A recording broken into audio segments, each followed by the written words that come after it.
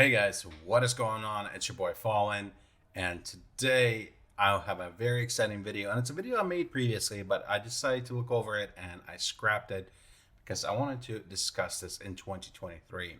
And it kind of goes back to in the video I last came out with, which is Welcome to 2023, which I discussed some of our company goals, the things that we want to achieve with Sputnik Entertainment and all our sister companies.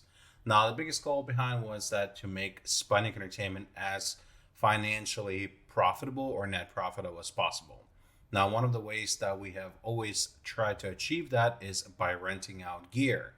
Now, people in the creative space, photography, videography, audio design, oftentimes are gearheads. Now, I like to consider myself a gearhead as well. I love collecting a wide variety of camera gear, audio gear, photography, videography, lighting, different musical instruments because it allows me to have a lot of creative control whenever I'm on a set, on a production, or just trying to shoot around. But oftentimes we wind up with a large collection of gear that is sitting there collecting dust if we're not using it.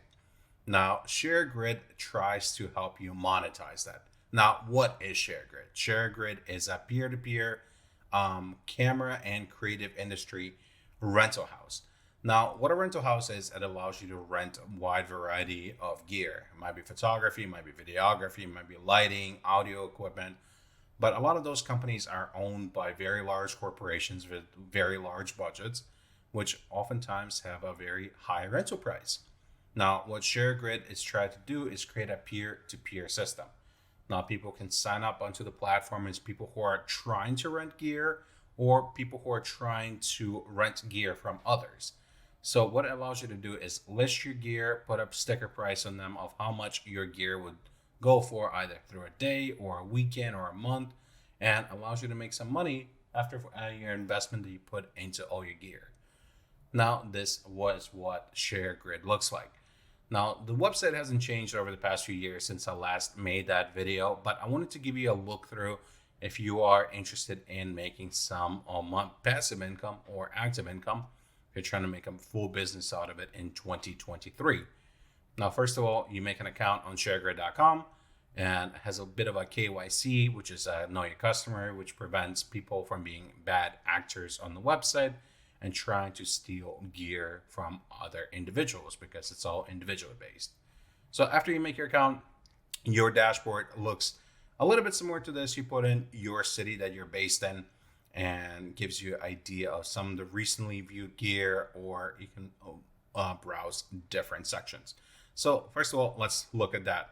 So if you're trying to rent gear, let's see, you're trying to rent a cinema camera. Let's take a look of what kind of availability is on there right now. And we're looking at New York specifically. And these are all either small businesses or individuals that are putting up their personal equipment on the website. They're trying to rent out to either companies or individuals. So let's take a look at this Red Dragon Epic 6K kit with a lens and a zoom kit, and you can actually see what's everything that's included in it, and that is posted by an individual. Now we'll get into that, how that is done in just 1 minute. They give a little bit of a description and they give you a pricing breakdown. So it's either 245 days for a day or a weekend, because weekends are counted as 1 day, or $735 for a week.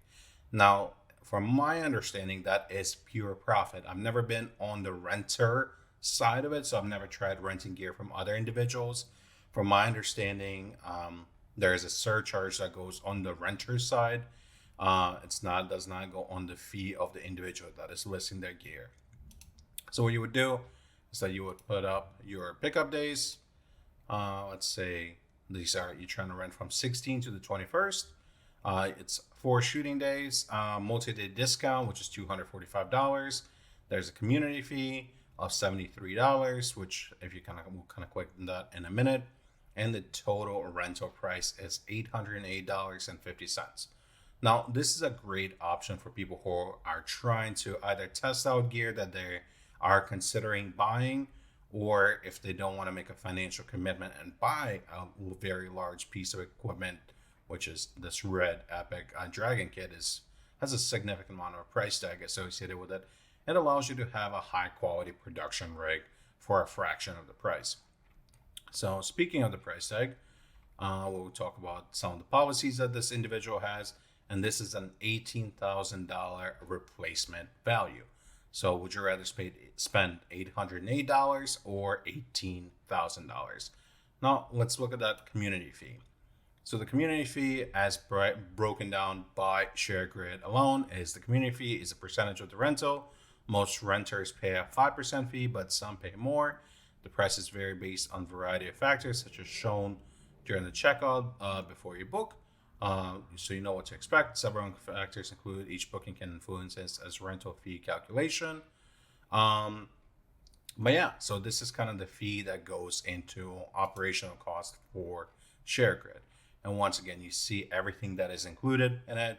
Talks about the specs, talks about the cancellation policy, and if you want to see everything else that this company has listed, you can see they have a nice lens out here. They have a different kit. They have two different kit options that are available to rent, either $245 a day option or $175 a day option. And it kind of gives you a little bit of information about this individual or a company that is posting this listing. And you can see this individual verified their address, their phone number, and a government ID. And they've been a member since November of 2022. So let's go back and go over some of the other features. And that kind of goes back to any of it. So if you're interested in renting out audio equipment, you have a wide variety of equipment that is available for rent. You can kind of scroll, or you can search for gear that you're trying to buy. Let's say you're trying to rent an Airy. Now, the reason I bring up buying is that sometimes these individuals are selling their gear as well. So here's an Airy kit that is available for rental. It's a $2,000 a day or $6,000 a week price tag. That's everything that kind of comes with this. It's a $90,000 replacement value. And it kind of talks about the shop. It's Bokeh Rentals. So it seems that it's a rental house, which indicated by this sticker over here. And if you click on them, you can see everything that is included in their shop. And it looks like it gives you a full description of where they're located, etc. And they have over 1,000 pieces of gear available for rental. So they're a full production house. They do have a large budget. And this is their part of their business model, or at least one of their business models, is to put their gear on Sharegrid. I'm sure they have other revenue sources, but it's one of the ones that are trying to monetize their company. In addition, you can click on their Instagram. They also have their links to Facebook, LinkedIn, and I believe that is their personal website. And if you look at it, it's a premium equipment rental house. They have their full Instagram. They're going over some of their equipment that they have listed on it. So it allows you to create those links as well. And let's go to my profile. So this is my profile. We kind of talked about my background a little bit, some of the stuff that I worked with. Once again, I have full email verification, phone number, government ID. Currently located in South Florida region. Now, one of the faults or one of the issues that I see with Sharegrid is that it concentrates on hub. Even though I do not reside in Miami, it puts me in the Miami area. Now, I feel like it could be a little bit of a letdown for people who are interested in renting gear, because they see a piece of gear that you might have listed and they click and they see that you're very far from Miami. So if you technically zoom out, Miami's here. I am in a whole different section. So, and I do have that listed, is that if it's listed within the region that I'm located in, it's a free delivery. Outside of that, there's a surcharge fee. And this is some of the gear I have listed on it. This is definitely a fraction of the gear that we have in our house. But I listed a few things just to see some traction associated. I have a Canon EOS R, I have a loop deck, I have a GoPro, Manfrotto, a Canon EOS C100, and a couple microphone lav kits along with a tripod and a head. Now, like I said, this is not our full rental house. We're still in the process of building our full rental house. So if you're interested in renting from us, please check out our Sharegrid page. We'll be definitely adding more things on it. And along with this, I have our Facebook and Twitter. Actually, I believe those are my personal ones. So, but once again, this can be applied to any place in United States, and I believe they're also expanding into the international market. So let's say you want to replace New York with Chicago. You can see the gear that is available in Chicago. If you want to change it to, let's say we'll put London, Kentucky. We'll go with London, Kentucky. See, it puts you in a hub, Knoxville, Tennessee, because that puts you in the closest major hub. Now, I feel like Sharegrid should fix that. So you might have better luck if you do actually live in those major hubs like Los Angeles, Miami, New York, Chicago, Dallas, Las Vegas, where that would actually be put into it. Otherwise, he would be put into grouped with all the other individuals. And if you look at the Knoxville market, it's not very big. So this is why you might have a little bit more success if you do live in a more niche marketplace. There might be not as much competition listed out here. And maybe you can charge for gear more, or you might have more traction associated with it. So for example, there's only I want to say 23 pieces of cinema gear that they're listed in, and one of the pieces of gear is a GoPro Hero 5. So I would not really consider that to be cinema gear. From the rest, what I see is pretty in line with cinema gear. Like we have a C300, we have a Blackmagic, we have a Sony, we have a Red Monstro over here. We have a full built out Blackmagic design package over here with looks like a Cinelens, 20 to 50 Cinelens associated with it. But yeah, you guys kind of get the idea. And you can also see last updated October 27, 2021. So this listing has been around for quite some time. And you can also see how many views this has. I'm not sure how relative it is for people who are on the renter side to see how many views it has, maybe kind of supply and demand information, but yeah, it's a little bit strange. So if we actually go to our listings, we can see everything that we have listed out here, and it kind of gives you a full breakdown of how many views it has, if it's public versus private, how much you're pricing per day, and the quantity of the gear, the replacement value of the rentals, and everything that kind of in the category that's in. And that also gives you information on last updated and creation date. So we started rebuilding our rental house in the beginning of this year. So you can modify all these information over here right now. You can also change it to set by block days or if it's available. And also gives you information on the latest search trends. So if you're trying to buy gear to put into a rental house, you have information of what is the most popular gear. So for example, the Red Komodo 6K, which is a very affordable, budget-friendly Red camera. I believe it's about $6,000. The Sony Alpha A7S III Mark III, the Sony FX3, Sony FX6, followed by Sony EOS C70, which is one of their smaller portable cine style cameras. And then you have Blackmagic, along with other types of gears, like C-stands. People do rent out C-stands, and the average rental price for C-stands is $68. Or the Aperture Nova, which rents for about average $130. So if you're considering buying gear to put into a rental house, or you're trying to start a rental house, it gives you an idea of some of the popular gear that's on there. Now you might also be able to see this is just based on 30 days. Let's take a look at 2021.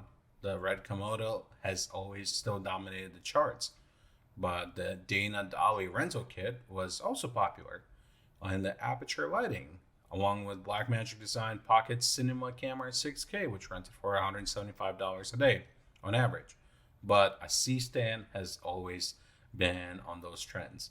Let's see if it was in 2020 also popular. Did that stand come out in 2020 or 2021? That's why I wasn't on it.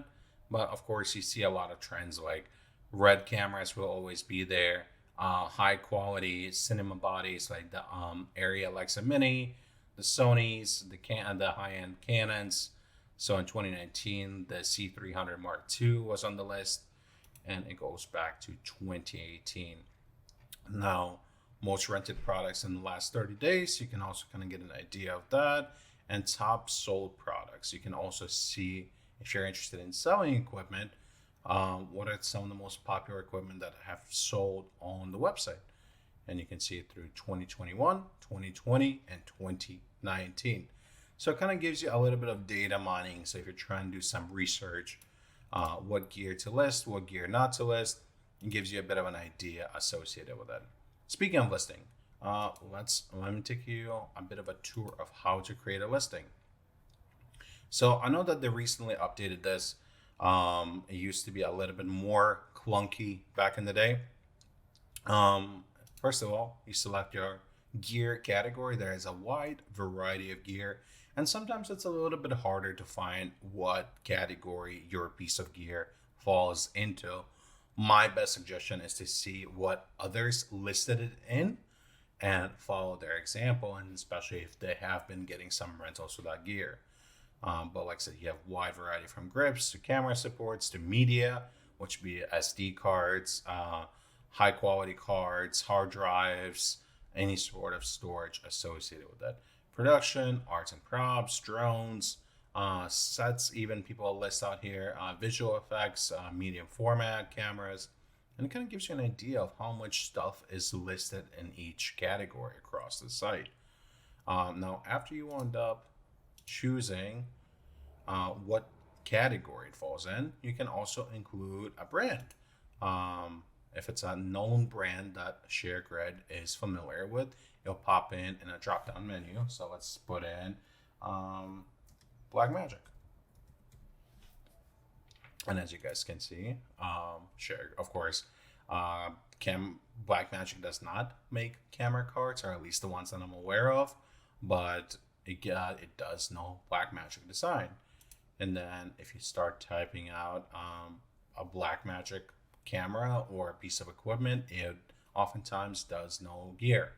Now, it does not know all gear out there. A lot of the gear that I have listed on here, Sharegrid does not know, and you can't expect it to know every single piece of gear made by every single manufacturer, but it does have a wide variety of gear it does know. After that is your listing title. That is self-explanatory. So let's say it's the C100. And you can be as flashy or as non-flashy as you can. It is your title. You're more than welcome to do this with whatever you want. We've been kind of a little bit generic with our titles, just kind of capitalize. Canon EOS C100 cinema camera. Just put in capital letters, just kind of catch people's attention.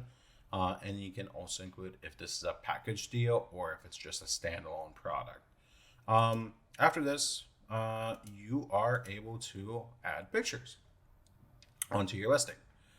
So you would go to your picture directory, wherever you might have your pictures. I don't have any current pictures available, but you would include them here. The replacement value is pretty much self-explanatory. You can say it's $50,000, and that is the max amount claimable for repair, replacement of all items included in this particular listing.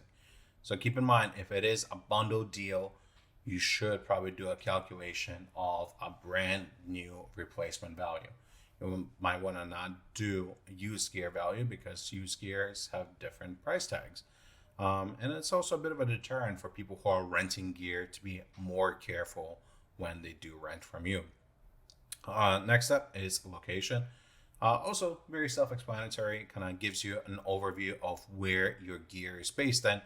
It is currently located in this region of South Florida, and you can kind of customize it based on that. If we keep scrolling, we click on save. Oh, it is will be a model. That will be, and in addition to this, suggest this product to add it to the database. You can also include it.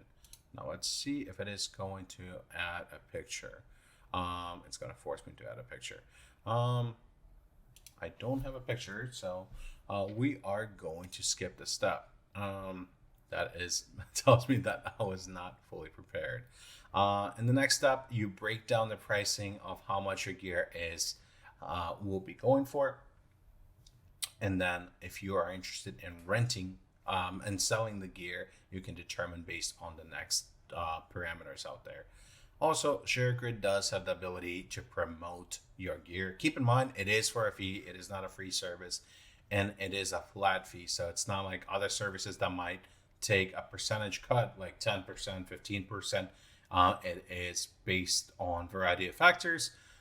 So if you are promoting a gear, make sure it is a piece of gear that would sell on the marketplace.